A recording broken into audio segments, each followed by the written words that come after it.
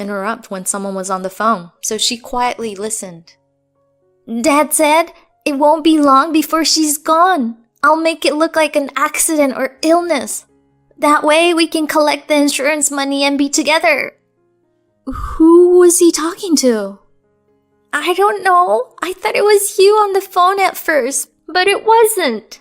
Dad was bad-mouthing you to the person and he told them he loved them. If this was true, Kevin was planning to get rid of me for good. And on top of that, he had another woman. Marin continued sobbing. He said he loved someone else, not you, Mom. I was so surprised, so I just called out, Dad? Then he immediately hung up the phone and asked, how long have you been there? Just now, I replied, and he smiled, saying, it's a secret from Mom, okay? If you don't tell, you'll have a cute and kind mom. She said this, hugging me with her eyes and nose red. But I want you, Mom. I don't need a cute and kind mom. I love you. Just you. She clung to me, crying loudly. At that moment, tears overflowed from the guilt of putting her through this and anger towards Kevin for his words. My daughter had bravely tried to protect me. How scared she must have been. How much courage it must have taken. Then I carried her down to the front door. The moment I noticed Kevin's favorite shoes were missing, I believed Marin's words, and any slight trust I had in my husband vanished. Marin mentioned that this wasn't the first time he had left late at night. She had seen him leave several times when going to the bathroom in the middle of the night. How had I never noticed before? If she had seen him multiple times, it must have been frequent. As doubts about my husband swirled, I noticed my daughter gripping my skirt tightly and realized now was not the time for that. I needed to respond to her courage. Thanks to skipping the drinks, I felt more alert and clear-headed than usual. I looked into my daughter's eyes intently. Marin, sweetie, if we run away from Dad now, we might never see him again. Will you still come with me? Yeah, I'm scared of Dad. I like being with you, Mom. I want to stay with you forever. That settled it. I made up my mind. Luckily, Marin was in the middle of her summer vacation. I told her to pack what she needed, and I quickly gathered our things. But when I checked the drawer for valuables, I was shocked. Sure enough, opening another drawer I rarely used confirmed my fears. Anger flared up within me, but escaping was our priority for now. We quickly left the house before dawn and took refuge at my parents' home. They were surprised to see us so early, but welcomed us warmly after I explained everything and showed them the evidence I had found. After the sun was well up, I sent a message to Kevin. Mom had an accident. I'm taking Marin and going back home for about a month to help out, so please take care of the house while we're away. Understood. Leave everything here to me. His casual acceptance was alarming. He probably relished the prospect of having the house to himself. For now, I'd play it cool, but I wouldn't let this go, not for my daughter's sake. Once we were at my parents', Marin, still with tear-streaked cheeks, fell asleep immediately. I made a crucial phone call. After a month at my parents', I decided it was time to return home. I kept my smartphone in my front pocket as I unlocked the door and entered the living room. Kevin, who had been fretting over his phone, tried to smile nonchalantly upon seeing me. Oh, you're back. Don't come back suddenly like that. You'll give me a scare. Hey, how about I make us some iced coffee with lots of milk and sugar? I was no longer the person to be deceived by such distractions. No thanks. Instead, I need you to sign something for me. As he started towards the kitchen, I confronted him with the divorce paper. Kevin sighed heavily after a glance at the document. Divorce, huh? Well, if that's really what you want, I'll go along with it. His calm acceptance infuriated me, but he continued, smiling. I'll agree to the divorce, but since you're the one who brought it up, you'll accommodate my wishes regarding the division of assets, right? What are you talking about? You should be the one paying. What? He looked dumbfounded, shaking his head in disbelief. Come on, I've supported you in my own way. And now you're just gonna serve me, a good husband, with divorce papers just like that? A good husband? One who skips work to cheat and tries to put his wife in danger? His stupefied expression made me snort. I pulled out a small bottle of pills from the rarely used drawer and showed it to him. The label read, "For stubborn insomnia, 1 pill for a sound sleep till morning." That's just for when I can't sleep.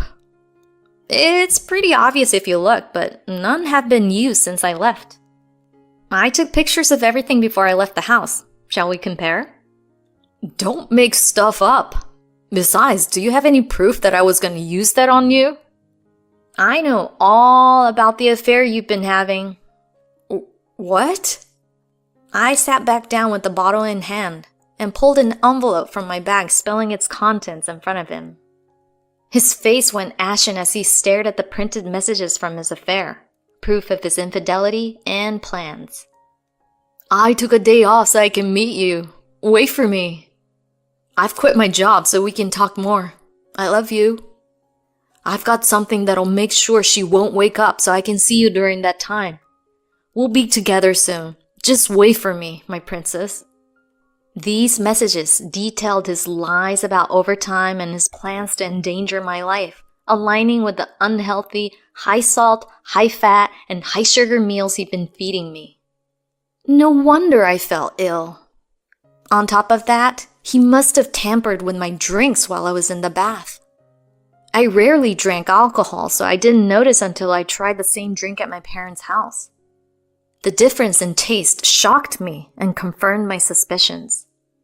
I started feeling strangely sluggish around the time I began eating your cooking. I'd fall asleep quickly, but never felt rested. Of course, not with alcohol and these pills, a dangerous combination.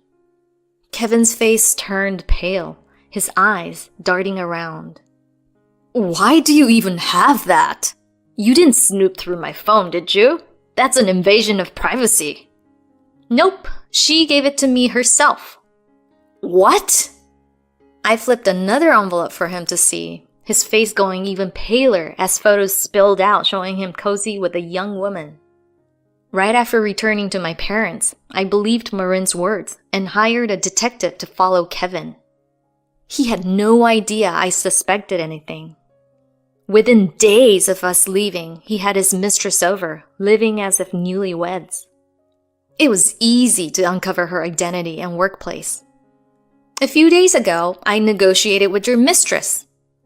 I showed her the photos, and she agreed to provide evidence in my favor in exchange for a reduced settlement. She handed over her phone willingly. He alternated between looking at the phone and the photos, muttering to himself stuff like, "That's why she was saying that. She betrayed me." I tapped the divorce papers on the table. Now, to the main point. With all this evidence, I could go to the police, but I don't want to make my daughter's father a criminal. Then, sign the divorce papers. And you'll pay the settlement amount, alimony, and yes, you'll reimburse the savings you spent on your mistress, right? Wait, it was just a fling. We can't get a divorce. That's too... Whether it was a fling or not doesn't matter. You betrayed your family. You inflicted terrifying trauma on our daughter. You plotted to kill me. After all that, thinking you could be forgiven is just too much. As I spoke, Kevin collapsed to his knees. Just then, he grabbed my leg, glaring up at me with desperate eyes. It's your fault for not being a more agreeable wife. You think I'm just gonna let you go quietly? As he raised his fist, I clenched my jaw and glared back, pulling out my phone fully. I've been recording this conversation since I entered the house, just in case. What? His fist paused midair. As soon as his grip loosened, I quickly stood up and gathered the documents I had brought with me.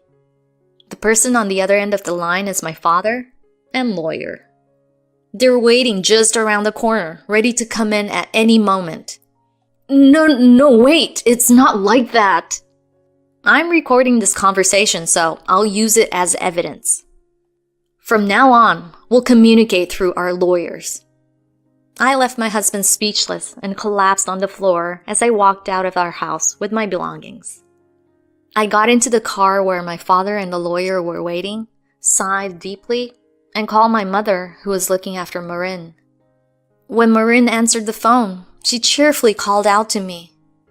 Mom, are you done talking with Dad? Yes, sweetie.